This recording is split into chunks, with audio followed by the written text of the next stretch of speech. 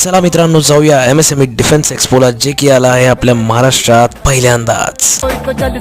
सर्वात आधी आपल्याला बघायला मिळतात आपल्या सैन्याची काही प्रात्यक्षिके.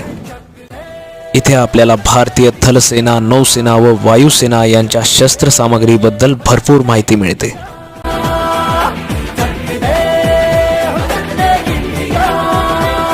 आपल्याला या एक्स्पो मध्ये हे देखील समजतं की आपल्या सैन्यासोबत कोणत्या डिफेन्स कंपनीज कार्यरत आहेत.